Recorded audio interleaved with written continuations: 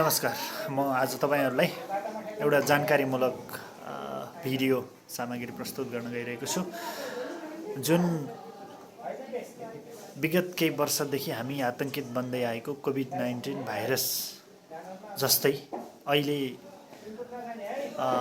भारत, हाम्रो छिमेकी मुलुक भारत, बंगलादेश र मलेसियामा तीव्र गतिमा फैलिएको निपाह भाइरससँग सम्बन्धित भिडियो छ।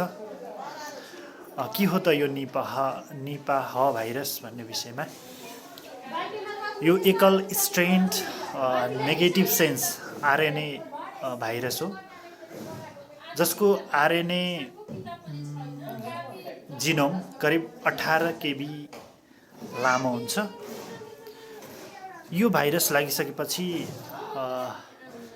विशेषतः बिरामीमा ज्वरो आउने, टाउको दुख्ने, मांसपेशी दुख्ने, वान्ता हुने, श्वास प्रश्वासमा समस्या हुने, मस्तिष्क बिस्तारै सुन्निँदै जाने र जटिल किसिमको निमोनिया देखिने समस्याहरू यसका लक्षणहरूमा पर्दछन्। यो कसरी सर्दछ त भन्ने कुरामा पनि हामी जानकारी राख्नुपर्दछ।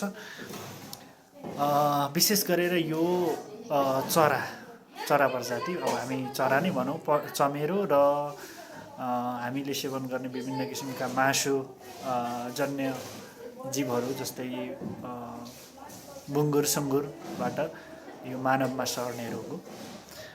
यस चमेराहरूले सेवन गरेका, छोएका, फोहोर गरेका फलफुल हामीले डाइरेक्टली सेवन गर्दा अथवा हामीले मासु राम्रोसँग पकाएर नखाँदा सर्ने रोग हो र संक्रमित व्यक्ति हाच्छ्यौँ गर्दा, खोक्दाखेरि सर्ने रोग हो र संक्रमित व्यक्तिले प्रयोग गरेका सामग्रीहरू जस्तै लुगा कपडाहरू, हैन, ओछ्यानहरू, त्यसबाट पनि मानिसमा सर्ने सम्भावना बढी हुन्छ।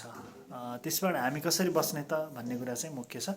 जुन हामीले बजारमा अहिले किनेर खाने फलफुल, जुसहरूलाई हामी राम्रोसँग धोई पखाली गरी अथवा तिनीहरूलाई सेनिटाइज गरी प्रयोग गर्नुपर्दछ।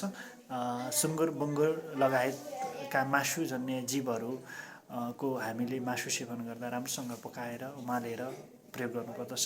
व्यक्तिगत स्वास्थ्य सुरक्षामा विशेष ध्यान दिनुपर्ने देखिन्छ। संक्रमित व्यक्तिले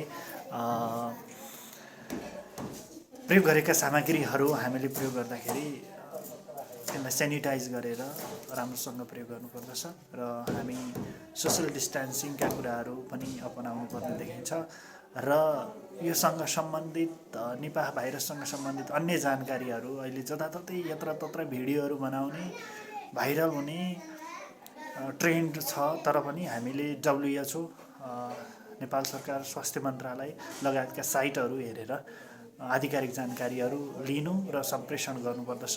धन्यवाद, नमस्कार।